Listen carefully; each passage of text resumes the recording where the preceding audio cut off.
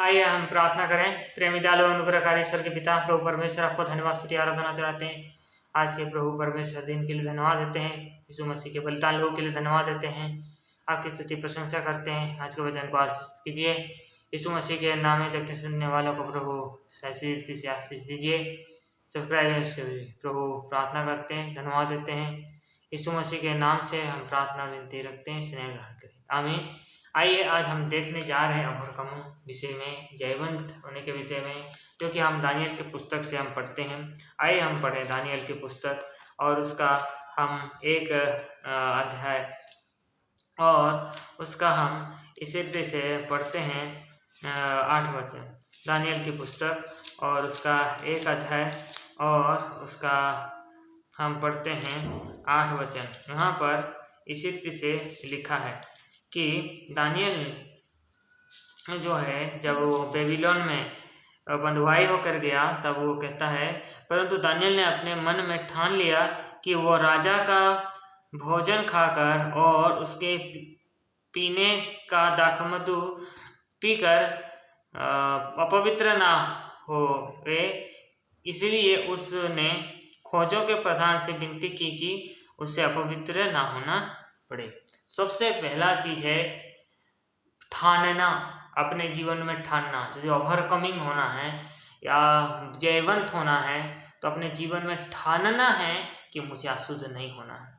यदि मैं इस टीवी से अशुद्ध हो रहा हूँ, यदि मैं इस मोबाइल से अशुद्ध हो रहा हूँ, यदि मैं इस दोस्त से अशुद्ध हो रहा हूँ, यदि मैं इस खाने से अपने अशुद्ध हो रहा हूँ, यदि मैं इस तरीके के संगति से अशुद्ध हो रहा हूँ, तो मैं अशुद्ध नहीं होना के लिए पहला चीज है कि ठानना बहुत जरूरी है और उससे अलगाव का जीवन जीना। एक ठान करके एक अलगाव का जीवन जो है वो जैवन जीवन को बताता है। यदि हम जैवन जीवन जीना चाहते हैं, ओवरकमिंग होना चाहते हैं, अपने सिचुएशन पर आप विजय पाना चाहते हैं, तो अशुद्धता पर आपको विजय पाना होगा। आज लोग मोबाइल देखते रहते हैं और अशुद्ध होते रहते हैं, और ऐसे बहुत से ऐसी बातें हैं, जोक्स हैं, मजाक है, ठट्टे मजाकों में चले जाते हैं और फिर ऐसे अशुद्ध हो जाते हैं।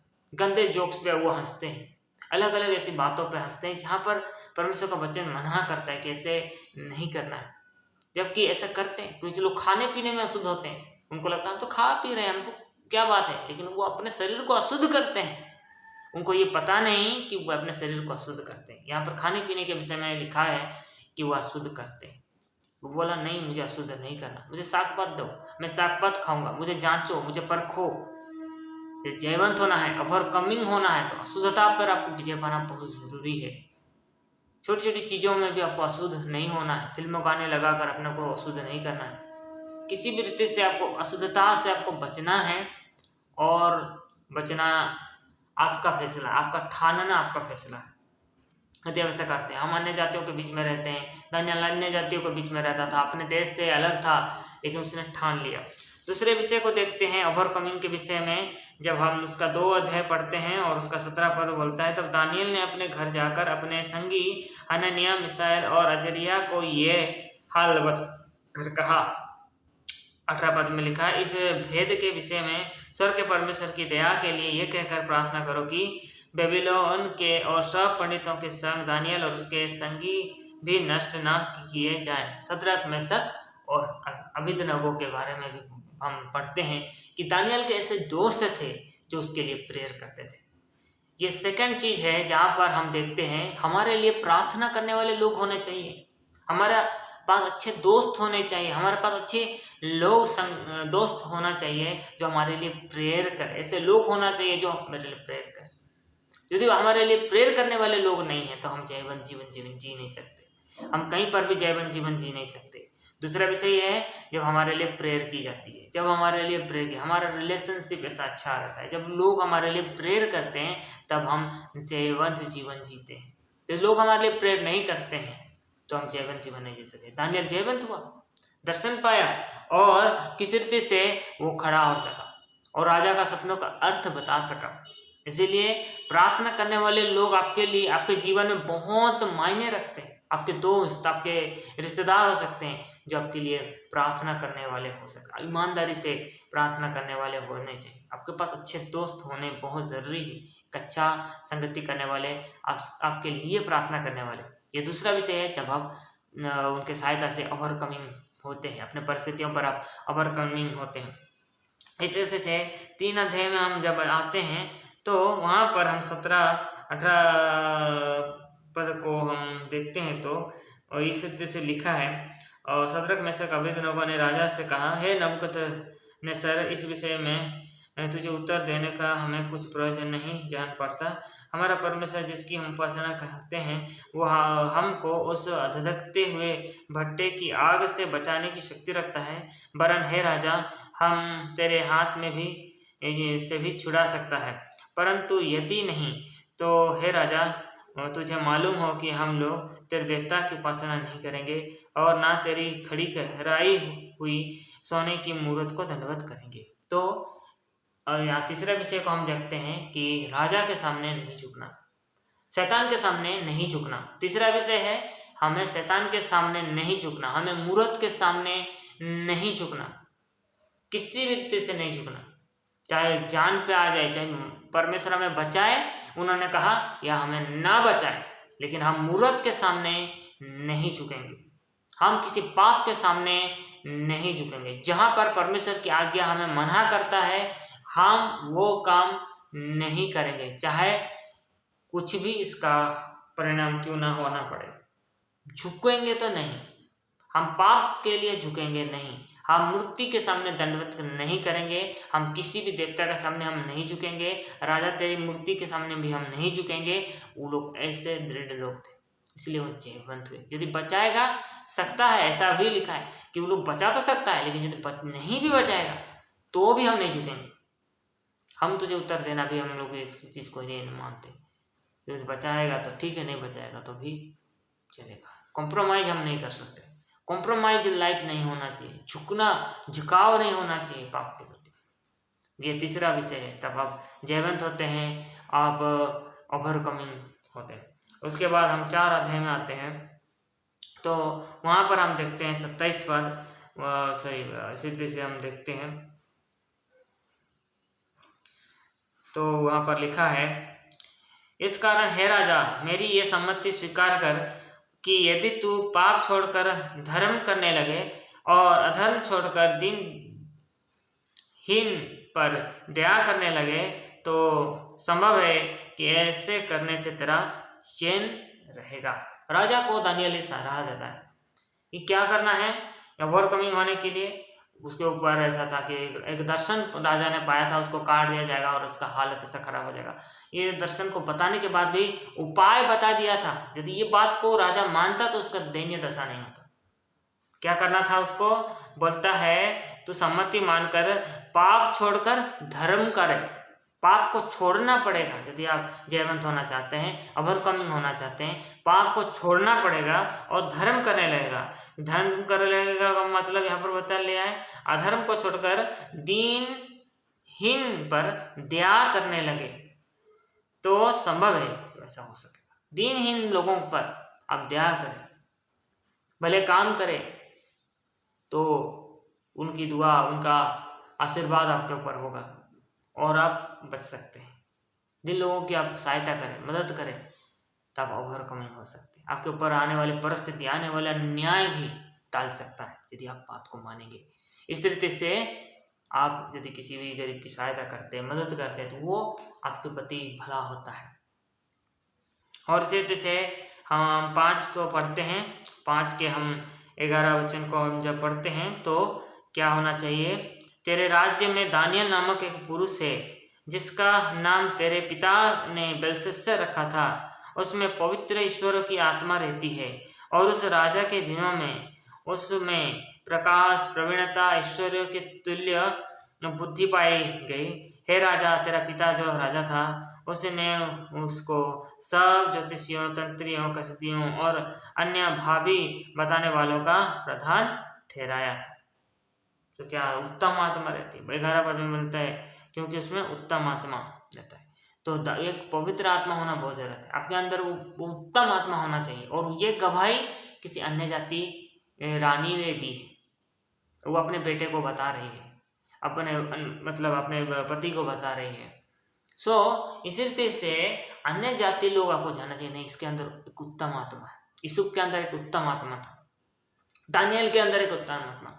ये अन्य जाति लोग देख के बात, आप बोल रहे हैं कि मेरे अंदर पवित्र आत्मा, मेरे अंदर पवित्र आत्मा है, बोलना काफी नहीं है, लोग बोलना चाहिए कि आपके अंदर कुछ और ही आत्मा है, आपके अंदर एक उत्तम आत्मा है, तब आप ओवरकमिंग होते हैं, आप परिस्थितियों पर विजय पाते हैं। कितना बड़ा परिस्थिति उसके बेटे के जीवन में आया, कितना बड़ा उसका राज्य छीन गया सब कुछ, लेकिन दानियल का कुछ नहीं हुआ, क्योंकि उसके अंदर उत्तम आत्मा था। उल्टा और वो आगे ऊंचा किया गया, और अधिक वो ओवरकमिंग होता चला गया। हम देखते हैं 6 अध्याय में और उसका 22 पद में आखिरी में देखते हैं कि हे परमेश्वर, मैंने अपना दूत, यहाँ पर लिखा है, मेरे परमेश्वर ने अपना दूत भेजकर सिंहा के मुंह को ऐसा बंद कर रखा कि उन्होंने मेरी कुछ भी हानि नहीं की। इसका कारण यह है कि मैंने उसके सामने निर्दोष पाया गया, और हे राजा, तेरे सम्मुख भी मैंने कोई भूल नहीं की, कोई भूल नहीं की। परमेश्वर के सामने भी निर्दोष और राजा के सामने में भी निर्दोष। जब आप निर्दोष जीवन जीते हैं तब आप ओवरकम होते हैं, आपका कोई कुछ नहीं बिगाड़ सकता। जितना भी आपके ऊपर पॉलिटिक्स किया जाए, कितना कुछ किया जाए, यदि आप निर्दोष लाइफ जी रहे हैं तो आपका कोई भी बाल बाका नहीं कर सकता। ये परमेश्वर का वचन कहता है। इसी रीति से दर्शनों के द्वारा दानियल को लगातार दर्शन मिलते रहे, और वो अपने दर्शन के द्वारा कितने सारे भेदों को भी वो जान पाया, और वो इसको कर सका। 3 बार वो प्रार्थना करता था, जबकि वो कितना बड़ा पोस्ट में था तो भी वो प्रार्थना करना नहीं छोड़ता था, रेगुलरली वो करता था। उसका पूरा दिन में उसको करना ही करना है, 3 बार करना है, मैंने करना है। यरूशलेम की ओर मुंह करके खिड़की खोल के वो करता था, वो नहीं डरता था, वो करता था, वो प्रार्थना करता था, वो प्रार्थना करने वाला व्यक्ति था। उसके बाद हम आगे के चैप्टर्स में पढ़ते हैं तो 7 दिन तक उसने उपवास भी किए। उपवास करने वाला व्यक्ति था, वो प्रार्थना करने वाला व्यक्ति था। ये 6 बातों को हमने देखा। किस रीति से ठान लेना, अलगाव का जीवन जीना, किस रीति से उसके पास एक अच्छे दोस्तों होना, अच्छा दोस्त जो उनके लिए प्रेयर करते हो, ऐसा व्यक्ति तो उसके दोस्त लोग ऐसे थे जो कि मरने के लिए तैयार है, पर मूर्ति के सामने दंडवत करने के लिए तैयार नहीं। वो ऐसा व्यक्ति था जो पाप को छोड़ना और अधर्म को छोड़ने के विषय को जानता था, और दीनहीन की सहायता करना इसके विषय को वो जानता था, इसीलिए वो ओवरकम हो सका। हम देखते हैं उसके अंदर एक उत्तम आत्मा पाई जाती थी। सब बुद्धिमानों में वो सबसे बुद्धिमान था, प्रवीणता थी। कितना बढ़िया उसको परमेश्वर ने बुद्धि दिया था, इस कारण वो जयवंत हुआ। और हम लास्ट में देखते हैं कि वो मनुष्यों के बीच में और परमेश्वर के साथ उसका बहुत मेल मिलाप था, किसी के खिलाफ वो कुछ भी दोष नहीं किया था, इसलिए वो जयवंत हुआ। आप जयवंत होना चाहते हैं, आप ओवरकमिंग होना चाहते हैं अपनी परिस्थितियों पर, तो यदि होना चाहते हैं तो दानियल की तरह आपके जीवन को भी आप बदलिए, मेरे जीवन को भी बदलिए, तब हम ऐसे खड़े हो सकते हैं, हम ऐसे खड़े हो सकते हैं, हम जयवंत हो सकते हैं। दानियल एक ऐसे राजा के अधीन था जो उसका राजा नहीं था, वो बंधुआई में था, लेकिन वो जयवंत था। वो बंधुआई में था, फिर भी वो ऊंचा में था, ऊंचाइयों में था, कामयाब था, सब कुछ उसके पास था, क्योंकि उसके पास परमेश्वर था। वो परमेश्वर को प्रसन्न किया, इसीलिए वो जयवंत हो सका। इसीलिए हम मनुष्य को प्रसन्न ना करें, परमेश्वर को प्रसन्न करें, ताकि हम जयवंत हो सके। उसने ठाना और उसने ऐसा किया। और हम पढ़ते हैं दानियल के विषय में कि वो अति प्रिय पुरुष बना, परमेश्वर का प्रिय पुरुष, परमेश्वर को पसंद आने वाला पुरुष, प्रिय पुरुष। इसके विषय में दानियल के विषय में ही ऐसा लिखा गया है, और यूहन्ना के विषय में भी ये लिखा गया है। इसीलिए इन दोनों को ही प्रकाशन का किताब मिला है। दानियल को जिस तरह से रिवलेशन मिला, यूहन्ना को भी वैसे ही रिवलेशन नए नियम में भी मिलता है। तो जयवंत जीवन का रहस्य ये सब है। दानियल का जीवन का रहस्य है, कैसे भी परिस्थिति क्यों ना हो, आप हिंदू देश में हो, चाहे मुस्लिम देश में हो, चाहे कम्युनिस्ट देश में हो, किसी भी देश में हो, यदि आप इस रीति से परमेश्वर की ओर देखते हैं तो परमेश्वर आपको बुद्धि देता है, परमेश्वर आपको ऐसा ज्ञान देता है कि औरों का मुंह बंद हो जाता है। राजा आपको फेवर देता है, जो सबके प्रति क्रूर है, सबके प्रति बड़ा अत्याचारी है, लेकिन आपको बड़ा फेवर देता है। आपके सामने यहाँ तक कि झुकता है। दानियल के सामने वो झुक गया जब वो दर्शन का बात बताता है, उसको दंडवत करता है, बोलता है सच में इसका परमेश्वर ही सच्चा परमेश्वर है। ऐसा करता है, जिस राजा के सामने सब कोई झुकते हैं वो राजा उसके सामने झुकता है। ये है सच्चाई। ऐसा मैन ऑफ गॉड। आज लोग बोलते हैं झुक जाता है, किसी के चरणों में झुक जाना, ये देखो ऐसा झूठा शिक्षक है, ये शिक्षक है, लेकिन सच्चाई नहीं जानते। बाइबल अधूरा पढ़ते हैं। अधूरा ज्ञान लोगों का नुकसान का कारण होता है। इसीलिए सत्य परमेश्वर को प्रसन्न करें, जीवित परमेश्वर को प्रसन्न करें, जिसका नाम यहोवा है, यीशु मसीह है, उसको प्रसन्न करें, ताकि वो आपके जीवन में रहे और आपके परिवार में रहे।